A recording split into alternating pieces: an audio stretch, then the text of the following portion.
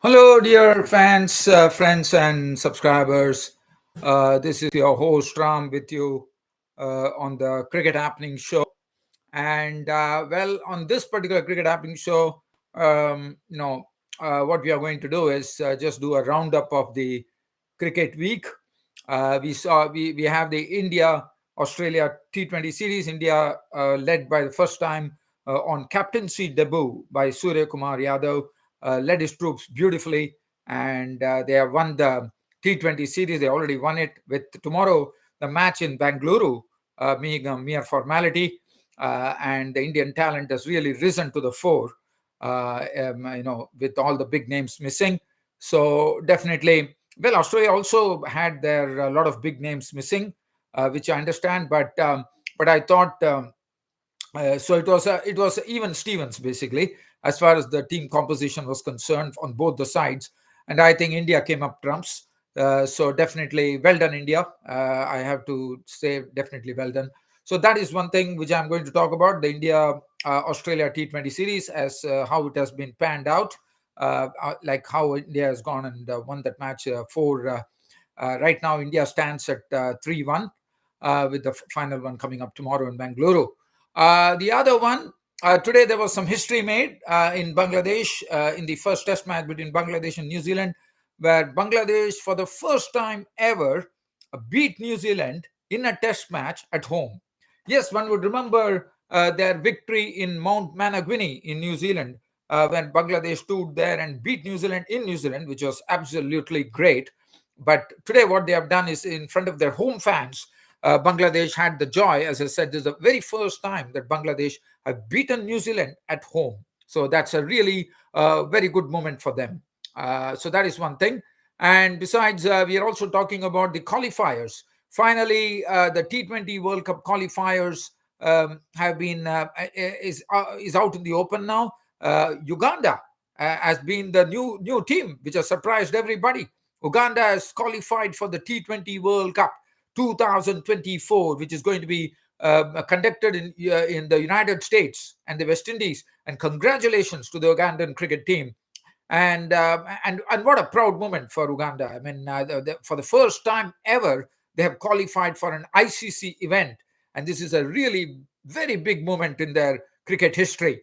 And besides that, one thing I would like to say that Zimbabwe are definitely going down the radar now, because they are really, really slipping in cricket with such a good team led by a wonderful coach like Dave Houghton.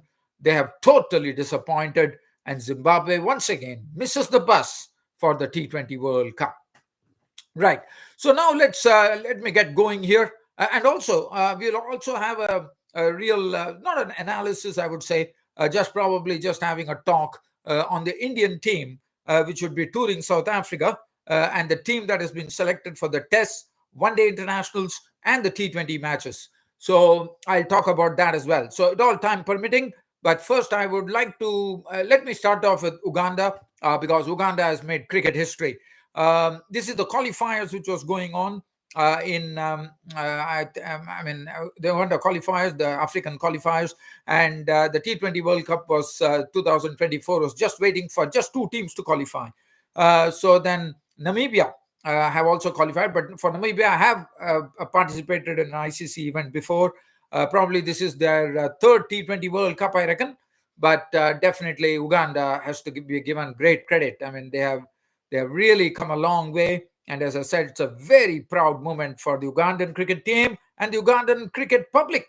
The Ugandan country itself will be happy about it. They're a small country, and I think they're really very good to see. And what a T20 World Cup it is going to be the year 2024. There are 20 countries participating in the T20 World Cup 2024, and that is going to be an absolute bonanza, according to me. Right. Now, coming to as I was talking about Zimbabwe, now Zimbabwe, I mean, I really feel sorry for Zimbabwe.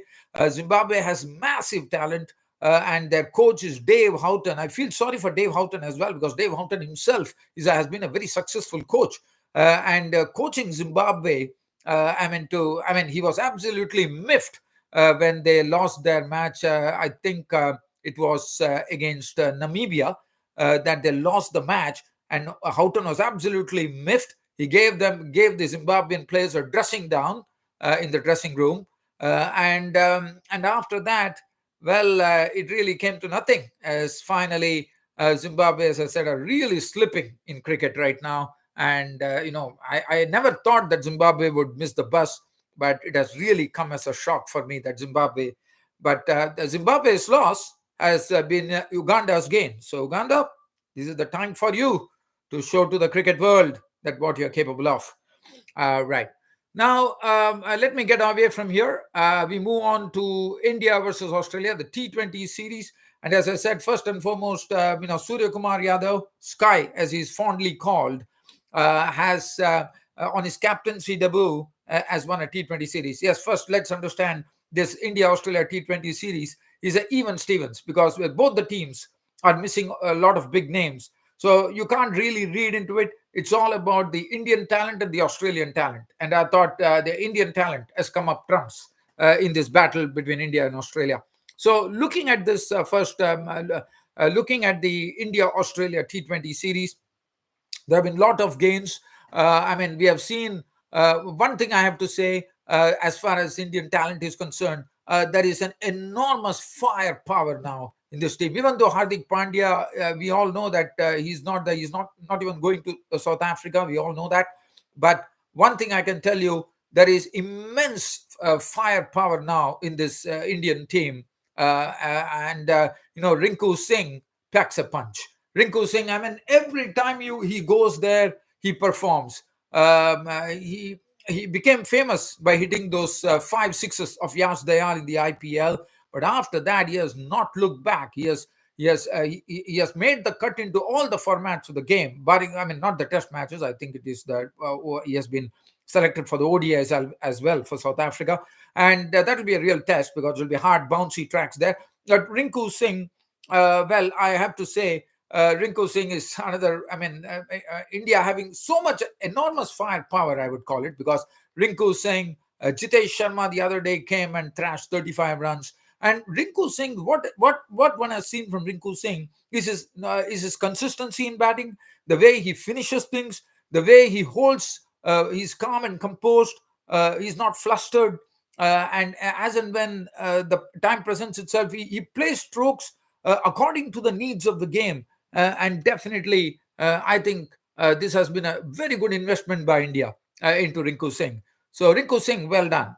Well, as far as Yashasvi Jaiswal is concerned, I mean, he has already made the cut, and you can't keep this bloke opener. To me, he's an automatic opener in white ball cricket now. Yashasvi Jaiswal in T20 and ODI, because what he does is that he gives the initial impetus. I mean, for him, does not matter whether it is pace, whether it is spin. He gives India the initial impetus as far as batting is concerned. I mean, he's one person who I'm sure is going to scare the international opposition bowlers, because he is someone who is not going to hang there. He is going to go over the top, and it's not easy to bowl to him because he possesses the full repertoire of strokes. He knows how to play, in the sense, if it's on the offside, he knows how to play the stroke.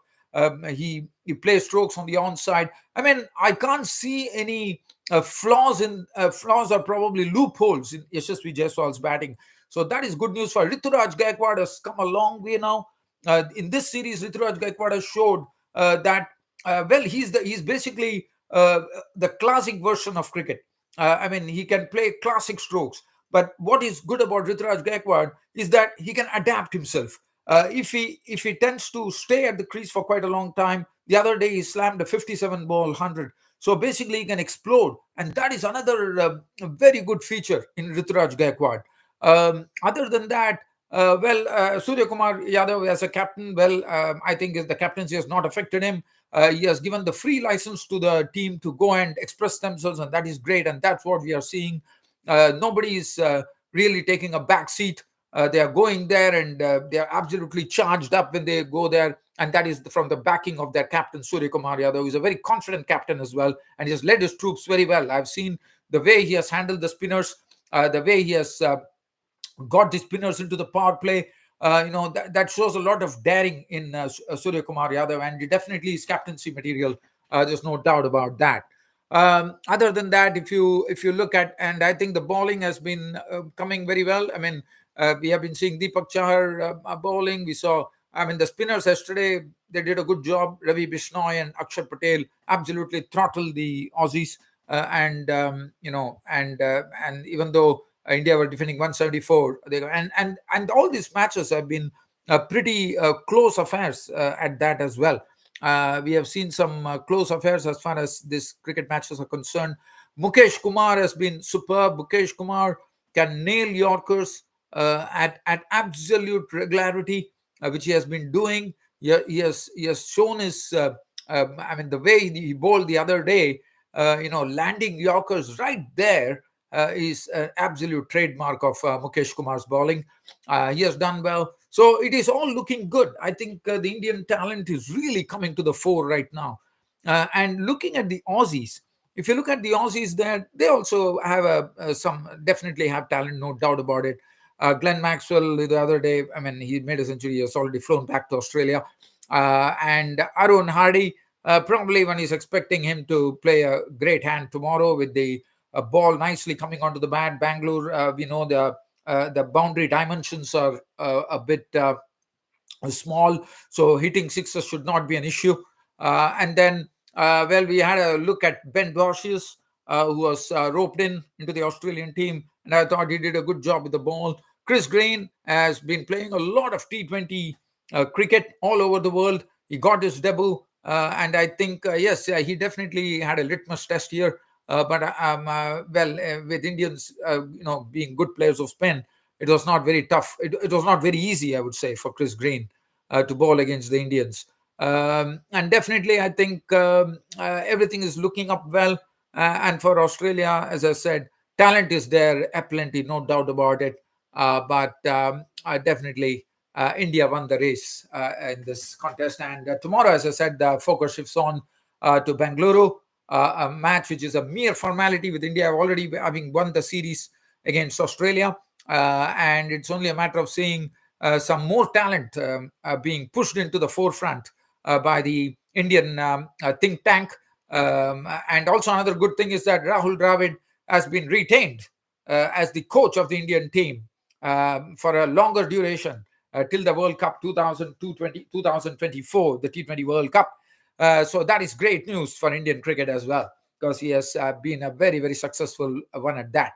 Now I'm going to turn my attention. We are talking about the Indian tour of South Africa coming up, and the squads have been announced for the South Africa tour.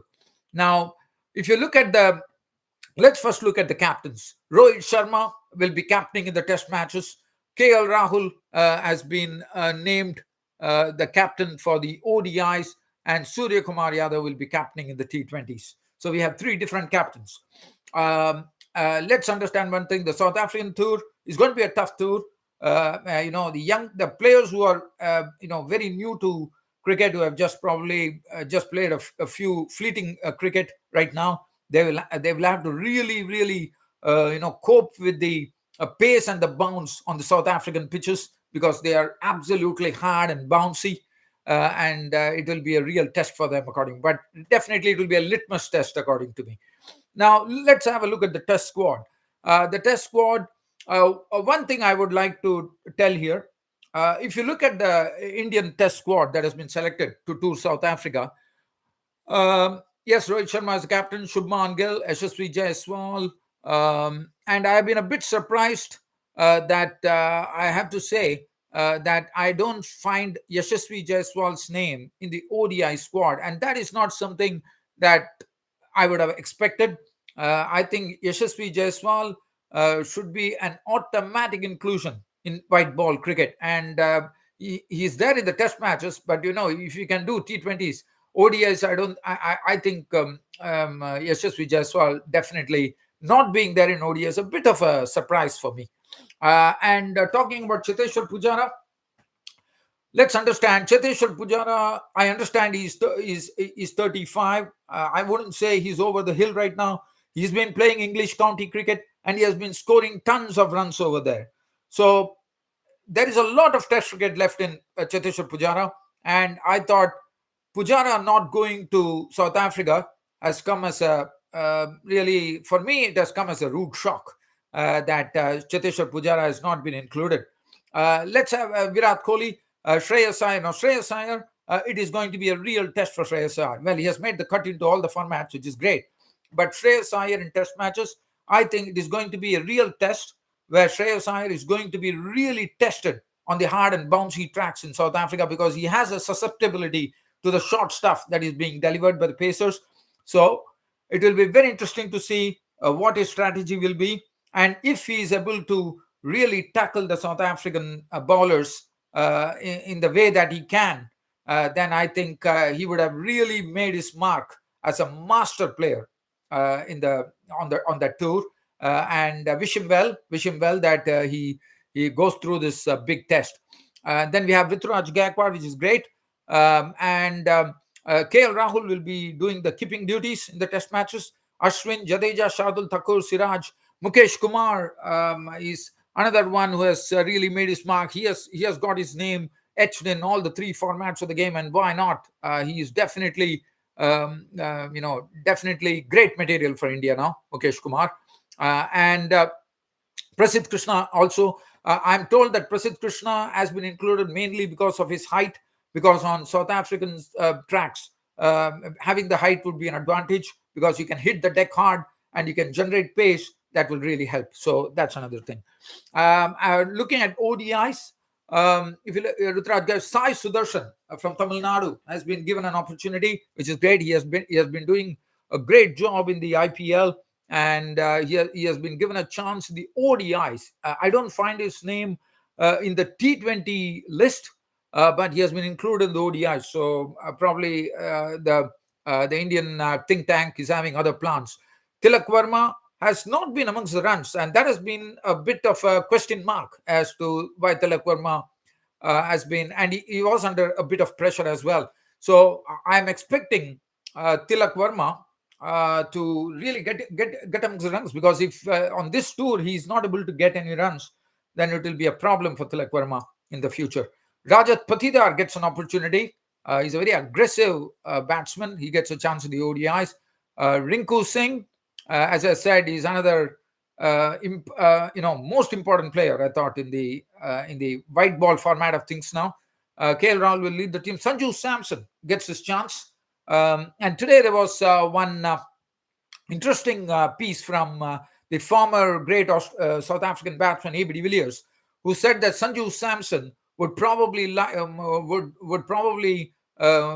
would have this South African tracks to his liking, with his way of cricket that he plays, where he likes the ball to come onto the bat and he hits through the line. So that'll be interesting to see as to what goes. Washington Sundar has got a chance in both the formats of the game. He has been having injuries, so it will be after a long time he gets his chance as well. Yuzvendra Chahal, who was kept out of the World Cup, he has got his chance. He has been included in the ODIs, Yuzvendra Chahal. So they have tried to give a lot of chances. I understand that. But as I said, Yashasvi Jaiswal not figuring in the ODIs. Again, so question mark for me. Pujara not figuring in the test matches. Another question mark for me. Asdeep Singh, Deepak Chahar is back. So Deepak Chahar is someone who is going to give us that, give India the all-round value. So that is going to be interesting. So, and if you look at the T20s, well, it is Yashasvi Jaiswal, Shubman Gill, Ruturaj Gaikwad, Tilak Verma, Surya Kumar Yadav, Rinku Singh, Shreyas Iyer, Ishan Kishan, Jitesh Sharma. So Ishan Kishan has been left out of the ODIs. Ishan Kishan finds his place in the Test and the T20s. Jitesh Sharma gets a chance in the T20s, a wicketkeeper. Jadeja. So Ravindra Jadeja is not included in the ODIs. Ravindra Jadeja figures only in the Test and the T20s. Ravi Bishnoi gets an opportunity in the T20s. Kuldeep Yadav is there on the T20s. He's there in the. I'm having a look at it. Well, a bit surprising that Kuldeep Yadav does not find a place in the Test team. I understand, there might have been a lot of changes that would have been made. And Mohammad Siraj is there. Mukesh Kumar, as I told you, Deepak Char finds himself in the white ball format. So I think it's everything's to me. There was only two things that I wanted to really speak about is Pujara not in Test and Yashasvi Jaiswal not figuring in ODIs. Well, dear fans, very quickly, and I think if you look at it in the T20 version, we are not seeing. There's no Virat Kohli. There's no Rohit Sharma. So one does not know what is the Indian think tank planning. Are they planning to say that Rohit and Kohli are someone who probably have to concentrate on tests and ODIs? One does not know. One has to wait and watch. Okay, now very quickly before I leave and I actually wind up this show, I have to say that Bangladesh, as I said, have made history for the first time ever. They have beaten New Zealand in Bangladesh, so that's real joy for them. Bangladesh winning the match by 150 runs, and this is another thing that has happened. I'm told that Najmul Hossain Shunta, on his captaincy debut, has won the test match, and that will be a very great moment for Najmul Hossain Shanto, who himself led from the front with the bat, especially in the second innings when it was tricky. I thought he played a good hand with 105. If you look at it, if you look at the card there, it was all about the turning, and Tajul Islam really made this match his own, picking up a 10 wicket bag. He always has the habit of picking up a lot of wickets, and that's what he precisely did. He had a 10 for, picked up 10 wickets, and he was named man of the match. He's a left arm spinner, Tajul Islam, and he has been doing great duty for Bangladesh. Well, dear fans and subscribers, I don't have much to share here. I have to bring down the curtain here on this cricket show for today. But promising you that tomorrow on Sunday, I'll be back to talk to you on the final T20 match between India and Australia. Till such time, I see you folks. It's goodbye from here. Thank you.